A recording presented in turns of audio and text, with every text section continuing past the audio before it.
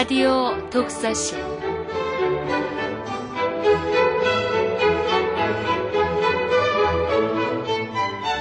이 시간 진행해 김갑수 문화평론가입니다.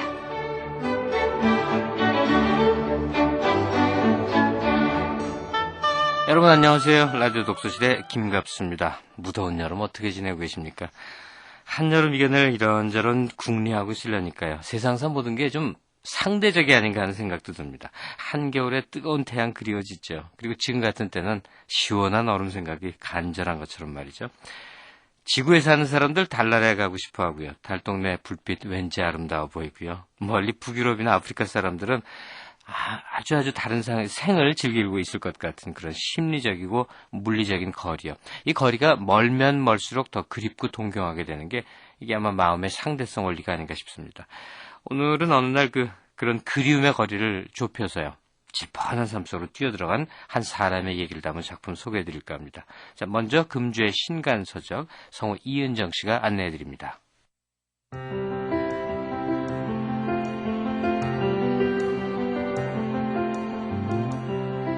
눈목자 위에 손숫자를 얹은 볼간자는 눈 위에 손을 얹고 먼 곳을 보는 것이다.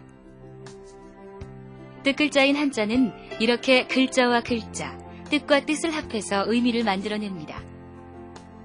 정민, 박수밀, 박동욱, 강민경 네 사람이 공저한 살아있는 한자 교과서 1, 2권이 도서출판 휴머니스트에서 나왔습니다.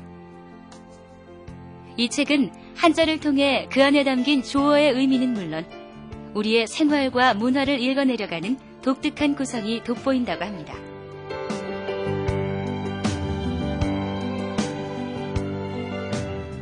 클린턴 미 대통령의 회고록 빌 클린턴의 마이 라이프 1, 2권이 도서출판 물풀이에서 완간되었습니다. 우리 경제에 대한 우려가 커지고 있는 시점에서 미국의 신경제 시대를 연 클린턴의 책은 우리에게 시사하는 바가 크다고 합니다. 클린턴 경제정책의 성공은 국민과 시장의 신뢰의 바탕에서 이루어졌다고 하는데요. 우리 경제에 좋은 교훈이 될 수 있을 것 같습니다.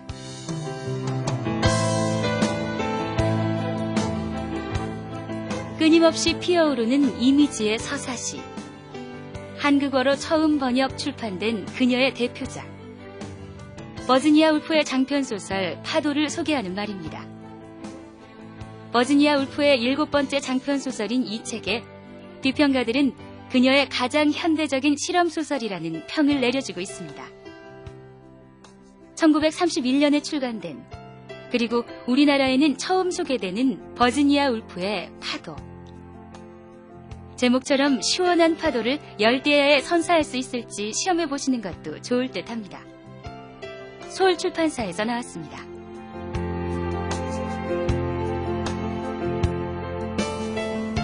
토지의 원로작가 박경리의 칼럼과 에세이를 모은 생명의 아픔이 도서출판 이룸에서 나왔습니다. 숲이다. 빛과 어둠이 아름답게 만나고 들숨과 날숨은 깊어지고 시원한 바람에 머리카락을 날리는 숲이다. 우리는 이 책에서 시원한 숲을 만나게 됩니다. 환경과 생명에 천착해온 노 작가의 생명 예찬을 만나게 됩니다.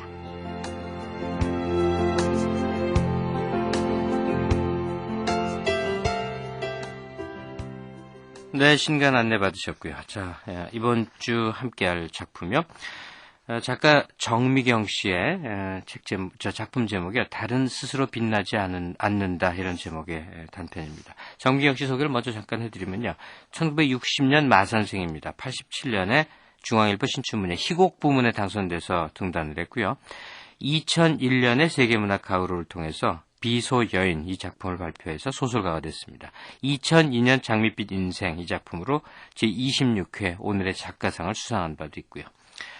자, 다른 스스로 빛나지 않는다의 작가 정미경 씨 전화 연결하겠습니다. 안녕하세요. 안녕하세요. 네, 반갑습니다. 자, 중단 편집 나의 피투성이 연인 이 작품집에 실린 작품이죠. 오늘 함께할 작품이요. 네. 네. 먼저 이 나의 피투성이 연인 제목이 좀 강렬해서 네, 어떤 시기에 어떤 경향으로 묶여진 작품인지 두루두루 좀 안내를 해주시죠. 여기 실린 소설들은 제가 그 장밋빛 인생으로 2002년 오늘의 작가상을 수상한 후 약 2년 동안 발표한 작품들을 모은 것들이고요. 네. 6편 작품들의 소재와 주제들이 모두 다른 것들이라 그 하나로 묶어서 얘기하기는 조금 무리인데요. 세상과 사람을 관찰하는 그 하나의 공통된 시선은 있어요. 예. 그 알게 모르게 우리를 지배하는 폭력성이라는 프리즘인데요. 우리 사회 폭력의 스펙트럼이 매우 다양하다고 생각돼요. 그래서 가족이나 연인 같은 그 가까운 사이에서부터 계층 간이나 크게 보면 운명이 주는 폭력까지 늘 우리는 서로를 아프게 하며 산다고 생각되거든요. 예. 내가 피해자일 때도 있지만 어느 순간에 내가 가해자가 되기도 하고 그런 폭력적 에너지 속에서 변형되면서도 이어지는 삶의 모습들, 여리면서도 즐기고 누추하면서도 아름다운 일상의 단면을 그리는 그런 작품들이라 할 수 있겠어요. 예. 나의 피투성이 연인, 이 제목으로 묶인 내용들에 대해서 전반적인 그 얼개가 감이 잡히는군요. 자, 오늘 작품이 달은 스스로 빛나지 않는다. 이거 초등학교 때 배우거든요. 네. 달이 스스로 발광하는 게 아니라는 거예요. 네. 제목만으로는 전혀 짐작할 수가 없고요. 어떤 작품인지, 줄거리는 이제 그 작품을 함께 다 같이 접하게 되거든요. 어떤 작품인지를 간략히 좀 말씀해 주시죠. 근데 제가 이제 개인적으로 이렇게 설명적인 제목은 별로 좋아하지 않는데, 네. 이 소설은 어쩔 수 없이 제목이 주제를 말해준다고 할 수 있겠어요. 그러니까 배경이 되는 그 골목급 막다른 집에서 부딪힌 나를 혹은 너를 닮은 주인공들이 실제 우리들이 그러한 것처럼 참 불완전한 존재들이에요. 좀 더 그럴듯하게 살고 싶은데 현실은 참 너절하거든요. 네. 근데 이상한 거는 그렇게 좀 모자란 사람들의 관계 속에서 정말 그 징그럽도록 아름다운 삶의 그림이 그려진다는 거죠. 누구나 크고 작은 열등감과 상처와 결핍을 가지고 살아가지만 그 불완전한 존재들이 서로를 비추어주는 그 가운데 지점, 어디쯤에서 우리는 그래도 살아갈 힘과 그 존재의 증명을 얻지 않겠는가. 예. 그런 얘기를 하고 싶었어요. 예. 자, 잠시 좀 기다려 주시고요. 네. 작품 감상하도록 하겠습니다. 네. 정미영 씨 작품, 달은 스스로 빛나지 않는답니다.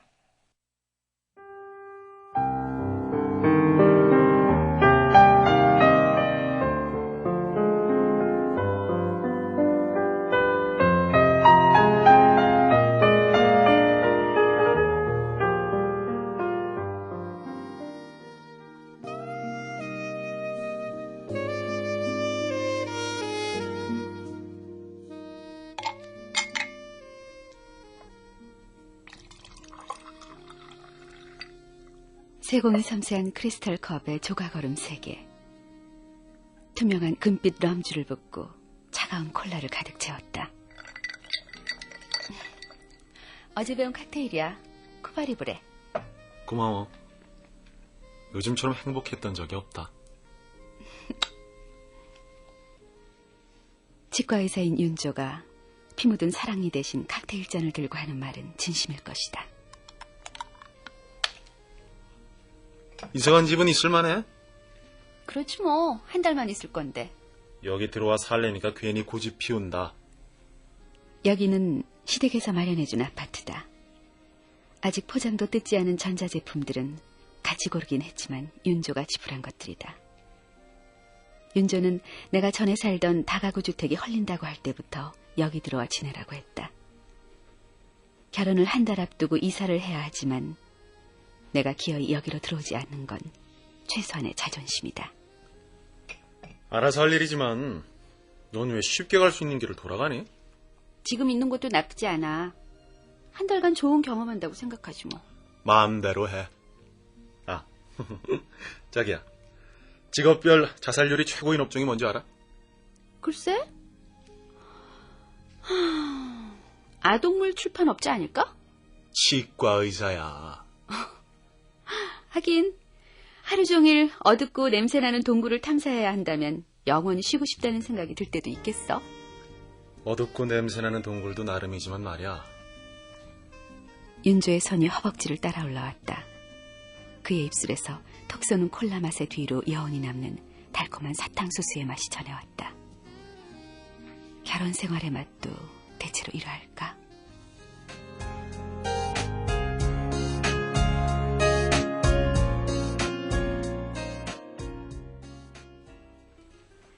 내가 다니는 아동물 전문 출판사는 일 자체가 까다로운 직업은 아니다. 아동 출판에선 기획이 90이다. 여름방학 특수를 앞두고 추리소설과 동화 시리즈를 기획했다. 문장을 매끄럽게 다듬고 필요한 부분은 약간의 살을 붙이고 지루한 부분은 잘라내면 됐다.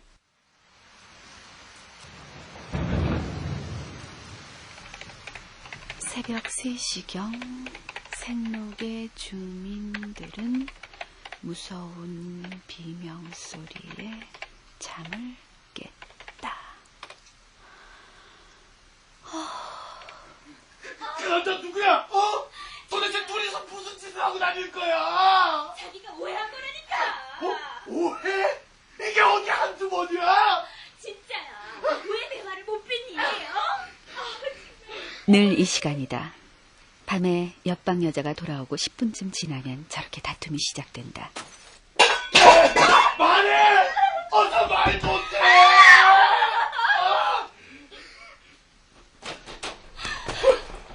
어디 갈 거야? 비명소리와 함께 옆방 여자가 내 방으로 뛰어들어왔다. 뛰어들어온 여자는 얼른 방문을 닫고는 방구석에 가서 서더니 손가락을 제 입에 갖다 댔다. 어디 갔어? 나와! 괜찮아요. 소리 없이 입모양으로 물어보았다. 여자는 반쯤 넋이 빠져 입을 벌리고 고개를 끄덕였다. 잠시 후 또 다른 방의 주인이 지나갔다.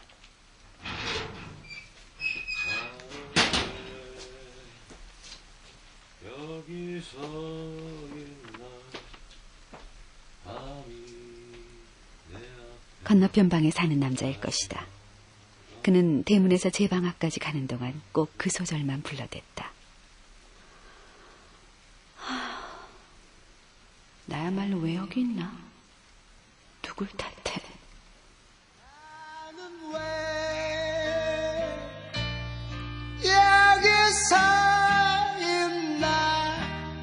저 석양은 나를 깨우고.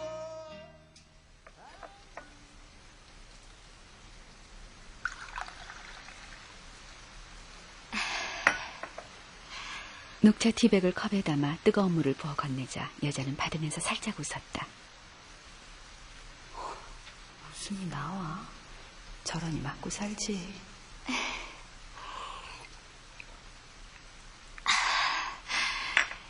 뜨거운 물 좀 더 부어줄래요?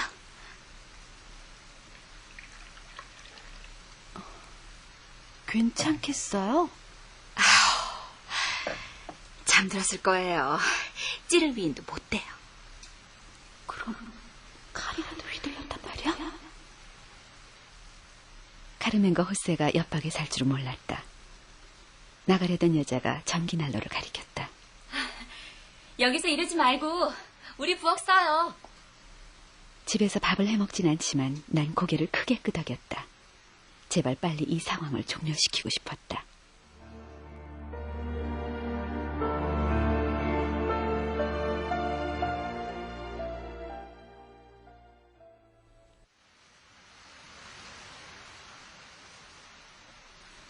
다음 날도 비가 내렸다.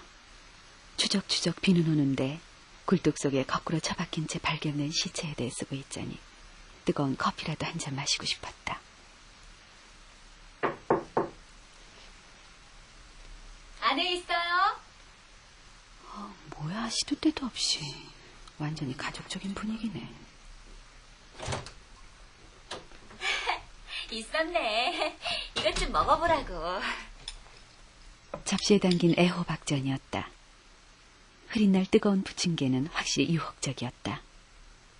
그러고 보니 점심때도 지나 있었다. 여자는 젓가락도 아예 2벌을 챙겨와 내 손에 쥐어주었다. 맛있네요. 진심이었다. 여자는 맛있게 먹는 나를 흐뭇한 표정으로 쳐다보았다. 턱선이 가냘픈 얼굴과 달리 얇은 여름 원피스 아래 드러난 여자의 몸은 제법 속살이 쪄 포동했다. 날 보고 살짝 웃을 때도 그대로 눈웃음이다. 화장품 냄새와 섞인 아릿한 살냄새가 여자인 내 숨도 크게 들이쉬게 할 만큼 육감적인 데가 있다. 공부하나 봐. 직장 다녀요. 여기 이래봬도 공부하는 사람들 많아요. 문감방 총각도 아직 학생이고 연지 학생은 대학원 다녀요. 참 그날 고마웠어. 그날 이삿짐이라도 날랐다는 분위기네. 내일 뭐해요? 내일 우리 가게 오픈하는데 나와서 밥이나 같이 먹어요. 여기 입구에 정육점역. 여태 남의 가게 나갔는데 그냥 조그맣게 시작해 보려고. 분식집이야. 내일은 일 때문에. 내일 일요일이잖아. 다들 바빠서 그냥 밤에 하기로 했으니까 꼭 나와. 식구들이랑 저녁 때 술이라도 한잔 해야지. 식구라니? 난 가족적인 분위기로 가고 싶은 마음이 전혀 없는데. 몇 살이에요? 저요. 30이에요. 나하고 동갑이네. 동갑이라니? 나도 저렇게 나이 들어 보이나? 우리 친구예요. 말도 놓고. 어? 이름은 뭐야? 이정은이요. 정은 씨. 난 미옥이야. 이미옥. 어쩜 성도 같네. 내일 꼭 봐. 어? 애호박전을 개워내고 싶었다. 정말 이런 물에 손 담그고 싶지 않은데. 누굴 탓해.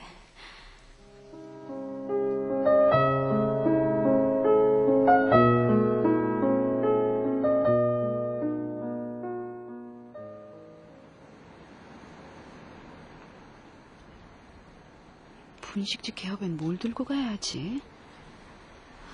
정말 살다 보니 별 고민을 다 해야 하네. 투덜거리며 수포에서 부엌용 세제와 커피를 집어들었다.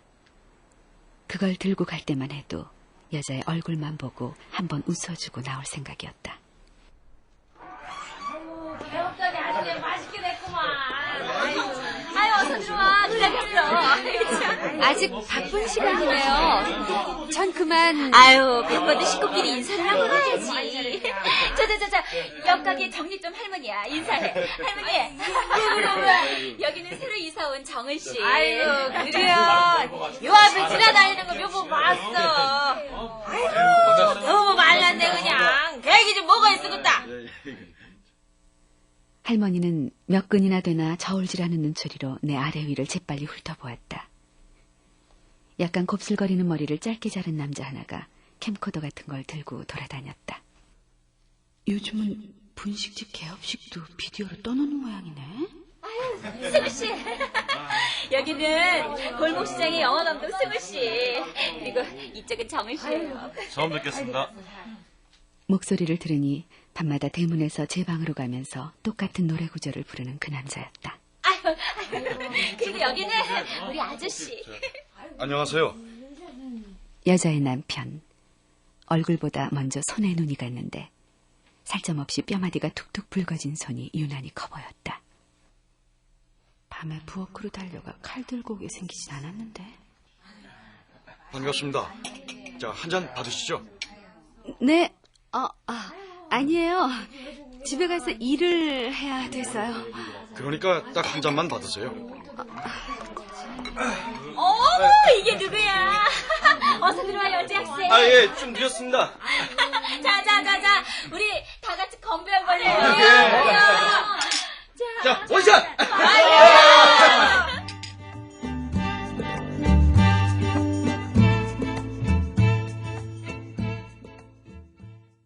밀쳐둔 일을 하다 보니 3시가 가까웠다.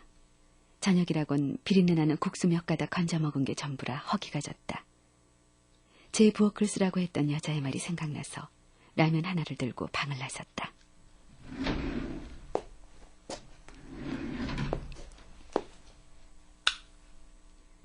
벽을 다듬어 스위치를 올리고 나는 좀 놀랐다. 부엌은 지나치게 청결했다.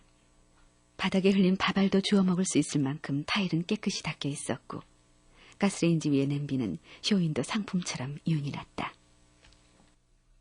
하루 종일 가게 나가 있으면서 언제 이렇게 치워놓고 사나?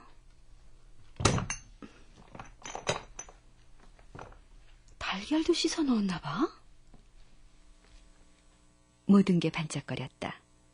선반은 깨소금 한 톨 떨어져 있지 않았고 좁은 공간에 달콤한 향내까지 떠돌고 있었다. 싱크대 위 목이 긴 유리컵에 흰 치자꽃 가지 하나가 꽂혀 있었다. 마당가에서 꺾어온 것일 게다.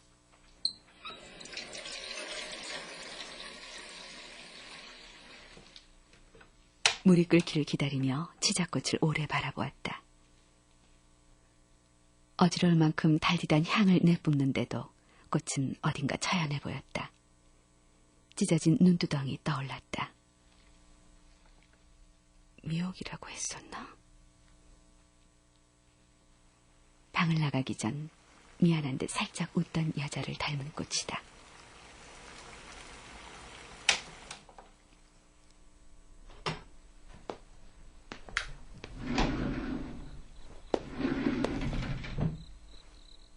라면 냄비를 들고 나오는데 마당이 훤했다.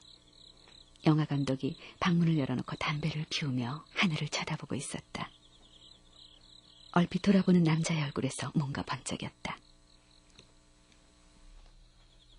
별을 보면서 안경을 쓰는 감성으로는 어떤 영화를 만들까? 누군가의 평범한 일상의 한 컷에서 특별한 의미를 읽어낸다는 건 위험한 일이다. 나는 고개를 숙이고 방으로 들어왔다.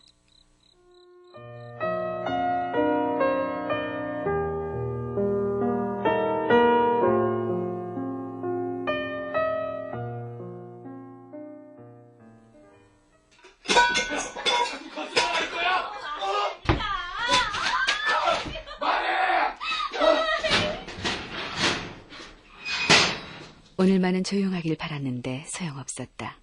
머리가 지끈거렸다.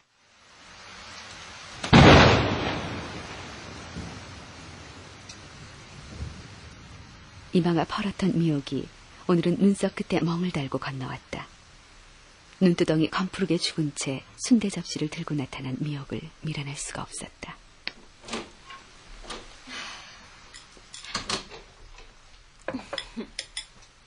또 맞은 거야? 아니, 멍이 밑으로 내려와서 그래. 도대체 왜 맞았는데? 철물점 아저씨한테 너무 다정하게 웃었대. 그럼 그 사람 있을 땐 남들한테 웃지도 마. 내 입이 그렇게 생겼잖아. 말만 해도 웃는 것처럼 보인대. 미옥은 또 살짝 웃었다. 커다란 입의 양끝이 따로 움직이는 듯한 묘한 웃음이었다. 나한텐 같이 먹자는 소리도 안 하네. 승우가 카메라를 들고 나왔다. 넌더리를 내던 이 집에 익숙해지듯 나는 함이면 달려오는 미옥에게도 승우의 카메라에도 어느새 익숙해지고 있었다. 뭐 하고 있었어? 인어공주. 고민이야. 끝을 어떻게 할까? 그냥 원작대로 갈까? 아니면 디즈니 만화처럼 해피엔딩으로 끝낼까? 해피엔딩으로 해. 왕자님하고 사랑하고 뽀뽀도 하게 해. 원작이 낫지 않아? 거품이 되는 사랑. 아프지만 그게 더 진짜 인생을 닮았잖아. 사는 것도 지랄맞은데 동화마저 아파야 돼? 무조건 해피엔딩이라야 해. 난 우울한 동화 싫어. 승우가 느닷없이 치자꽃 한 송이를 꺾어와 미옥의 귀에 꽂아주며 장난스럽게 말했다. 누나, 행복해야 해요. 고마워, 승우씨. 큰 입을 벌려 활짝 웃는 미옥이 그렇게 예쁜 줄 몰랐다.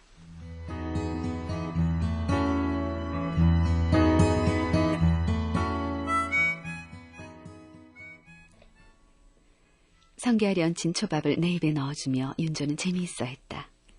윤조는 요즘 골목집 이야기를 듣는 재미에 푹 빠졌다. 주말 연속극처럼 즐겁게 들었다. 영화 감독은 어떤 사람이야? 어떻게 생겼어? 못생겼어. 눈이 분장한 가부키 배우처럼 가늘게 생겼어. 뭐? 몇 년 전에 배낭여행을 갔는데 이태리 어느 섬으로 가는 배 안에서 애게해 물빛 같은 눈동자의 소녀가 옆에 와서 손가락으로 그 사람을 눈을 가리키면서 조용히 묻더래. 아저씨, 그거 가면이죠? 응? 그런 얘기까지 해? 이거 너무 친한 거 아니야? 몇 살이야? 나이는 몰라. 호구조사할 만큼 가까운 사이 아니니까 걱정 마. 정말 걱정 안 해도 되는 거지. 계속된 수면 부족으로 몸 상태가 안 좋았는데 차가운 초밥을 먹었더니 체한 듯한 느낌이 들면서 기분이 나빠졌다. 드러누워 쉬고 싶었다.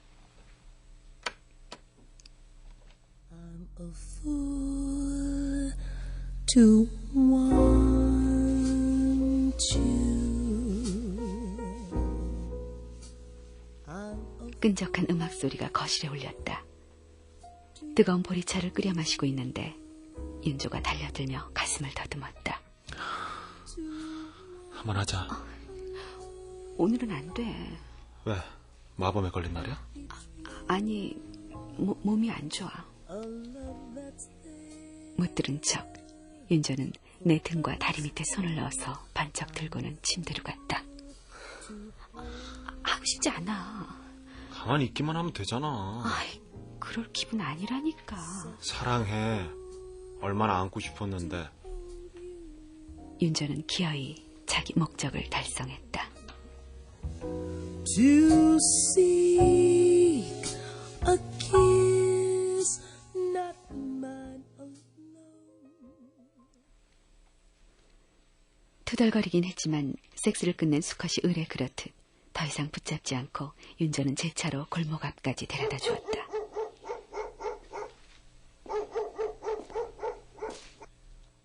집안은 조용했다. 미옥의 방도 불이 꺼져 있었다. 오늘은 별일 없이 잠들었을까? 나도 없었는데.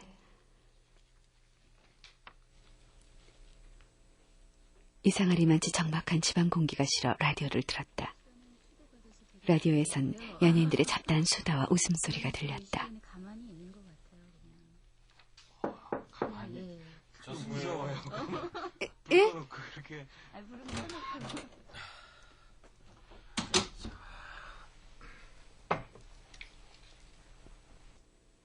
승우는 머그잔과 아스피린 2알을 책상에 올려놓았다. 아이, 아프다면서 또 이래요? 자, 이거 탱고 차이예요. 뜨거울 때 훌훌 불면서 마셔요. 탱고 차이? 홍차에 끓인 우유와 꿀을 탄 거예요. 인도에 갔을 때 배웠는데 아플 때 마시면 괜찮아요. 잠도 잘하고. 자, 이건 탱고를 들려주면서 끓인 차이예요. 마시고 나면 머리에 붉은 꽃을 꽂은 탱고 무용수처럼 에너지가 펄펄 넘칠 거예요.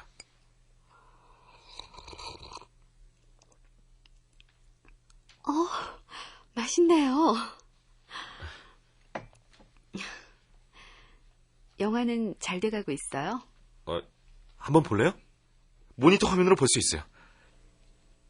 승우는 눈을 반짝이며 대답도 듣지 않고 제 방으로 달려가서 카메라를 들고 왔다. 완성되지 않은 필름 누구에게 보여주긴 처음이에요. 나도 완성되지 않은 영화 봐주긴 처음이에요. 늘 지나다니는 긴 골목이 화면 속에선 다른 장소처럼 보였다. 별뚜렷한 스토리도 반전도 없었다. 영화라기보다 다큐멘터리 필름처럼 느껴졌다. 조그만 화면으로 내가 사는 곳의 누추함을 바라보는 심정을 어떻게 말해야 할까? 느낌을 말해줄 수 있어요? 솔직히 좀 밋밋하네요. 편집하고 음악 들어가면 좀 달라질 거예요. 그 말은 변명 혹은 오만처럼 들렸다. 이젠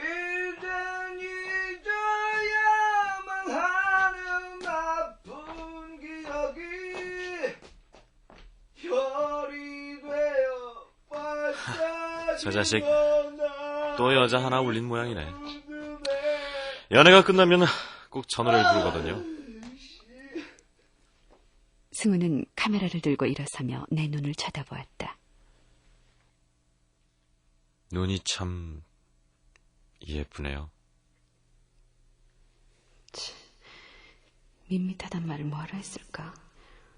어차피 15분짜리 단편이라면 요란한 기승전결이 더 웃길 텐데.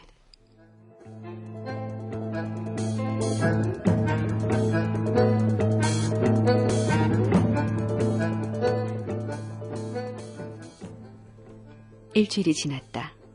간간히 비가 내리고 이 집에도 웃음소리와 싸움소리가 반복됐다.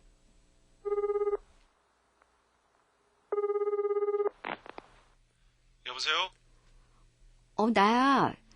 미안한데 아무래도 오늘은 일 때문에 못 갈 것 같아. 머리 끓이지 말고 그냥 정리해버려. 필요한 만큼 용돈 줄 테니까. 돈이 아니라 영혼의 문제야. 그럼 결혼하고 계속 일할 거야? 너무 무리하지 말고 앞으로는 그렇게 일 만들지 마. 전화를 끊고 나자 낮고 느린 목소리보다는 울컥 화를 내는 남자가 나을지도 모르겠다는 생각이 들었다. 쿨하다는 건 제 외로움도 남의 마음의 서걱거림도 읽을 줄 모르는 불치의 병을 이르는 것일 뿐이다. 좀 더 끈적이며 질퍽이며 절룩거리며 걷고 싶어. 혹시 내가 이 골목집에 감염돼 버린 거 아닐까? 주말 저녁은 늘 이렇게 적막한가. 솔직히 말하면 난 승우를 기다리고 있었다. 그가 끓여주는 차이가 마시고 싶었고 차이를 건네주는 그와 나 사이에 이름 붙일 수 없는 아슬아슬한 정서가 그리웠다. 오늘 밤에 수많은 별이 기억들이 내 앞에 다시 축축한 밤의 공기 속으로 승우의 노래가 골목에서 들려왔다. 낮은 목소리는 잦은 꽃잎처럼 내 살갗에 점점이 들러붙는다.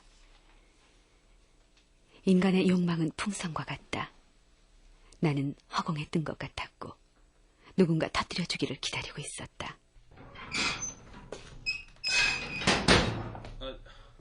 오늘 집에 안 갔어요? 승우가 안을 들여다보았다. 얼굴은 말짱한데 술 냄새가 엷게 났다. 차이가 마시고 싶어서. 일찍 들어올 걸 그랬네. 잠깐만 기다려요. 금방 만들어서 올게요. 아니에요. 들어와요. 차가운 콜라 줄게요. 주말은 술 마시는 날? 그게 아니고 외로웠어요. 토요일은 들어와봤자 아무도 없고.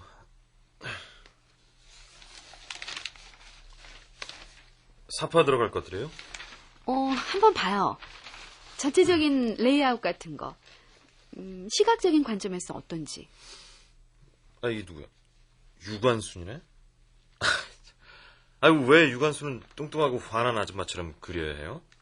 이름은 독립운동밖에 할 게 없던 아줌마처럼 보이잖아. 연애도 하고 예쁘게 보이고 싶은 28 청춘인데 그런 개인적 욕망을 다 버리고 독립운동하는 게 더 근사해 보이지 않아요? 그럴까? 그러는 승우 씨 필름은 왜 그렇게 잔잔해? 좀 예쁘고 섹시하고 발랄한 여배우도 쓰고 그러지. 밋밋하다고 말해도 돼요. 승우는 내 얼굴을 빤히 들여다보며 말했다. 더 이상 예쁜 여배우를 어디서 구해요? 농담이 아니라 영화는 시각예술이니까 시선을 끄는 것도 중요하잖아요. 저도 농담 아니에요. 그때였다.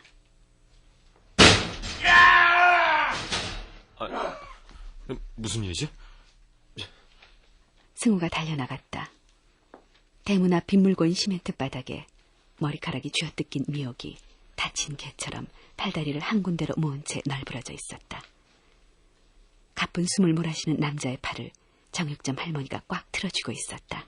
이 사람아, 말로 혀. 말로 해서는 인연이 안 듣잖아. 야, 이 새끼야, 미쳤어? 내 연재하고 하는 거 봤어? 인연이 끝까지 그럴 거야. 아이고, 내 죽어. 아이고, 인연이, 난 비어있는 줄 알았어요. 예?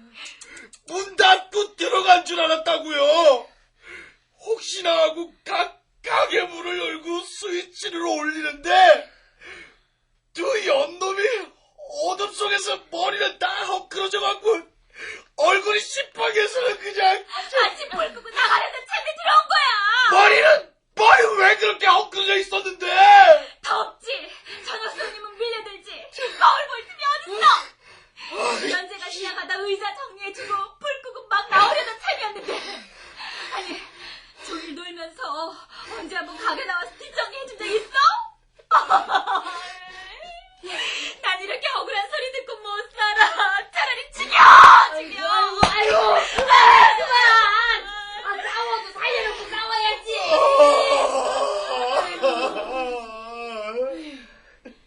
승우가 미옥을 들쳐세워서는 방으로 데리고 들어갔다. 아이고, 한참 좋을 나이에 왜들 이려, 왜들. 어서 들어가서 잘못했다 그려. 어서. 남자가 할머니에게 등을 떠밀려 들어가고서는 방은 뜻밖의 조용했다.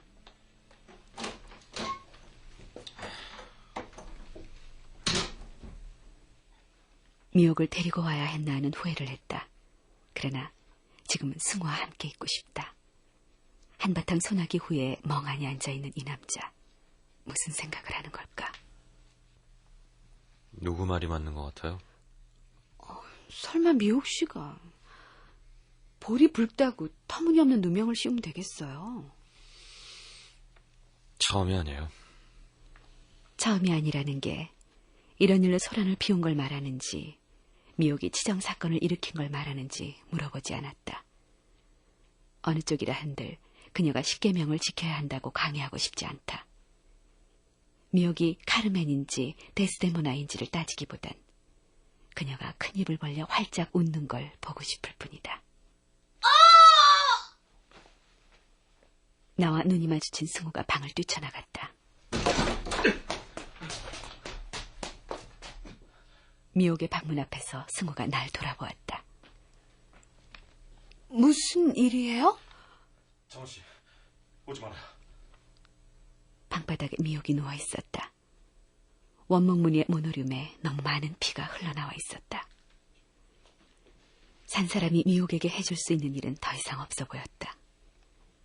지난 세기의 추리소설 속 시신보다 미옥의 굳은 몸은 더 현실감이 없었다.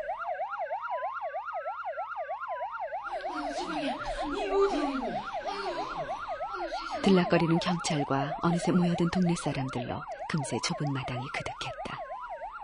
그 무리들 뒤에 멀찍이 서서 카메라를 들고 있는 승우를 아무도 쳐다보고 있지 않았다. 승우는 날 쳐다보지도 카메라를 내리지도 않았다.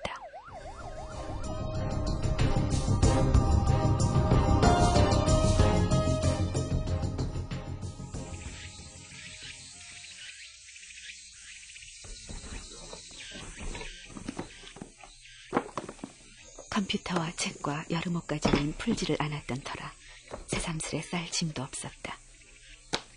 승우는 머그잔 2개와 쇼핑백 하나를 들고 왔다.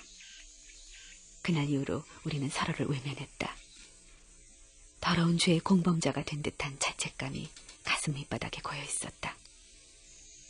그날 밤 미옥을 제 방으로 돌려보내지 않았다 한들 언젠가는 일어날 일이었다는 생각은 끝내 나 스스로를 납득시키지 못했다. 승우가 쇼핑백을 박스 옆으로 내려놓았다. 뭐예요? 필름이에요. 마지막 반전을 넣을 건가요? 저거 가지고 가서 버려줘요. 무슨 말이에요? 오래 버틴다 싶었어요. 다음 날로 달아날 줄 알았는데. 네? 정은 씨 말이에요. 여기 있을 사람처럼 안 보였어요.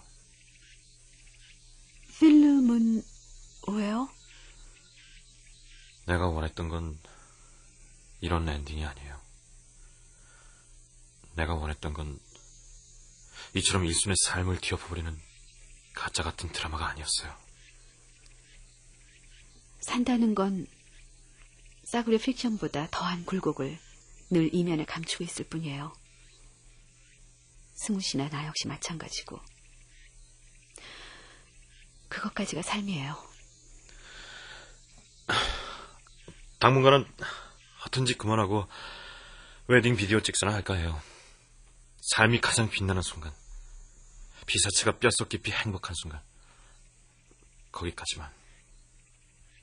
내 결혼식 날, 나는 뼛속 깊이 행복한 피사체일 수 있을까? 승우 씨는 아직 인생을 몰라.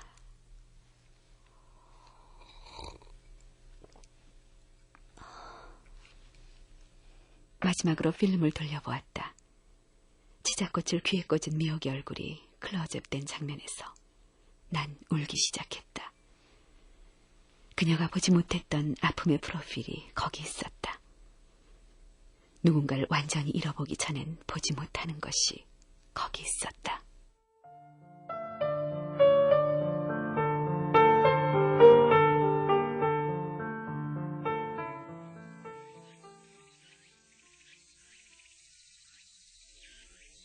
형광 주황색 조끼를 입은 남자 둘이 갓에 짐을 싣고 골목을 몇 번 오가지 않아 방은 텅 비었다.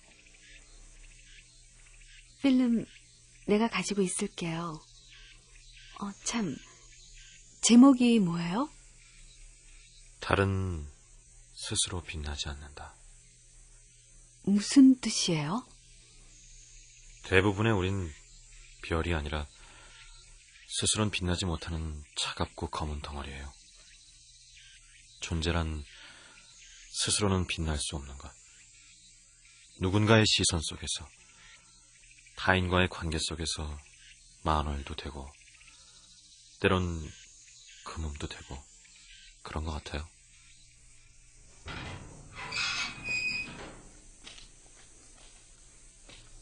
마지막 카트가 대문을 나갈 때 승우는 골목 끝을 아득히 쳐다보며 내 이름을 불렀다. 저기 이정은 씨? 올려다보니 면도를 안 했는지 수염이 쑥 자라 있었다. 우린 서로를 비춰줄 수 있을까요? 승우를 만나면서 내가 윤조와의 관계에서 뜻밖의 교집합이 없다는 걸 깨달았다. 그렇다고 해서 윤조에게서 가방을 싸들고 나올 생각은 없었다. 그런데 그렇긴 한데 나는 방금 물 빠진 갯벌 위에 선 것처럼 자꾸만 내 발바닥을 지그시 잡아당기는 어떤 힘에서 발을 빼내듯 겨우 대답했다. 모르겠어요. 내가 대문을 나설 때 승우는 땅바닥을 내려다보고 있었다. 아픔 대신 뜬금없이 다시는 동화를 쓸 수 없을 거야 하는 생각이 스쳤다. 나는 이제 빛나지 못할 것이며 저녁의 그림자처럼 사라질 거야. 너와 나의 틈 사이 거기 희미한 빛이 있었을 뿐.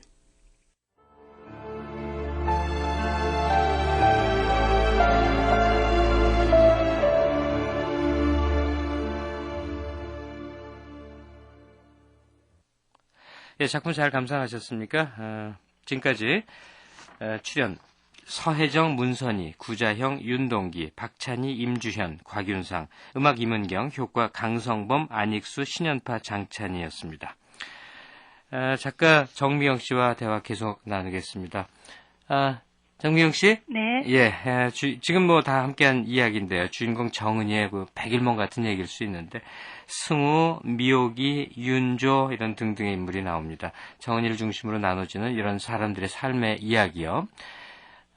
이제 작품을 접했으니까 작가로서 각각의 이 주인공들, 등장인물들의 얘기를 조금 좀 보태주시면 어떨까요? 그 정은이라는 그 여자 주인공, 그 나레이터도 되고 그 사람이 이제 관찰하는 시점에 있는데요. 예. 그 사람의 오른쪽에는 그 윤조라는 남자가 있어요. 받는 사랑이고 편안한 사랑이에요. 근데 그 결혼이 현실이라고 생각한다면 이 정은이라는 여자는 우회전을 해야 되는 거죠. 그리고 왼쪽에는 승우라는 남자가 있어요. 그러니까 내가 끌리는 사랑이고 또 강렬한 삶의 에너지를 느끼게 해주는, 그렇지만 현실이라는 강줄기를 거슬러야만 하는 그런 사랑이죠. 네. 그 미혹과의 관계는 다른 계층 사이의 우정이라고 할까요? 그 처음에 경멸의 시선으로 바라보았던 그 동갑내기 미혹과 지내면서 예상치 못했던 친밀감을 느끼게 되거든요. 근데 미혹이 죽고 나서 그 승우의 필름 속에서 미혹이 살아있는 동안에 자신이 끝내 보지 못했던 미혹의 진짜 모습을 보게 되는 거예요. 혐오감을 느낄 정도로 지나치게 가깝게 다가오던 미혹의 내면, 말하자면 아픔이나 외로움, 위로받고 싶고 보호받고 싶었던 그 여자의 영혼의 모습이 그 여자가 죽고 나서야 필름 속에서 뒤늦게 드러나는 거죠. 예. 이 사람들의 일상과 어떤 그 개인이 하는 선택을 통해서 휴양한 거리의 불빛에 가리워진 우리 내면의 진정한 빛은 어떤 관계 속에서 나오는 것인가 하는 걸 생각해보고 싶었어요. 예. 아마 독자들도 자기 방식으로 자기 사는 내용하고 이렇게 결부시켜서 번역해서 아마 작품을 접했으리라고 생각이 들어요. 다 우리 모두의 얘기일 수도 있거든요. 정미영 씨 작품을 통해서요. 결국 작가가 독자들에게 어떤 뭐 이야기, 하나의 줄거리를 전달하는 것 넘어서 어떤 생각, 함께 나누고자 하는 어떤 시선이 있을 겁니다. 아까 작품의 이 전체적인 얼개가 이 관계의 폭력들을 두루 다루고 싶었다. 그렇게 얘기하셨는데요. 네. 정미영 씨가 바라보는 세상 어떤 모습인지요? 뭐 작가에게 세상이라면 곧 인간을 본다는 것, 제가 세상을 볼 때는 제 눈에 보이는 사람을 통해서 보는 거거든요. 네. 누구에게나 그 세상이라는 것, 삶이라는 거는 마음대로 되지 않는 것이고 한없이 불공평하고 불완전하고 행복한 순간은 너무 짧고 아프고 힘든 채 제가 살아가게 되잖아요. 예. 그 삶 속에서 혼자만으로는 그 빛날 수 없는 불완전한 존재일 뿐인 우리들이 나와 너의 그 모자란 그 모습 그대로를 받아들이는 것이 우리 삶이라고 생각해요. 네. 소설의 끝에 보면 정은이 골목집과 승우를 떠나는데 저는 독자에게 하나의 질문을 남기는 거죠. 당신이라면 어떻게 하겠는가? 당신은 어떤 삶을 선택하겠는가? 그런 질문으로 끝내는 거죠. 아마 깊은 문학의 향기로 독자들을 안내해 줄 수 있으리라고 믿습니다. 뭐 그냥 펄쩍펄쩍 뛰는 것 같은 좀 환상풍의 얘기들, 이런 게 대중적인 각광을 많이 받는 세상에서 말이죠. 네. 정 선생님 같이 이렇게 조곤조곤 삶의 얘기를 해주는 이런 작품들이 좀 더 많이 읽혔으면 하는 아쉬움을 갖게 되네요, 독자로서. 네, 고맙습니다. 네, 앞으로 많은 작품 활동 기대하겠습니다. 네. 예. 우리 모든 삶이 해피엔딩이다 하면 참 좋을 것 같습니다. 해피엔딩으로 끝나는 삶이 그런데 워낙 적어서 그걸 또 갈구하는지도 모르겠어요. 행복하게 살았답니다 하고 끝나는 동화가 가짜인 줄 아는데도 자꾸 읽고 또 남에게 권하고, 이 모든 게 다 어떤 삶에선 위안이 필요하기 때문이 아닐까 싶습니다. 지금 나의 삶이요, 한 3번째, 4번째 우려낸 차처럼 향도 없고 맛도 없을지라도 끝까지 한번 견뎌보는 거. 그러다 보면 동화처럼 거짓말 같은 행운을 직접 만나보게 될지도 모릅니다. 편안한 주일 되시고요. 다음 주 새로운 작품으로 여러분들 찾아뵙겠습니다. 네, 지금까지 극본 김민정, 기술 이흥규, 연출의 김호상이었습니다.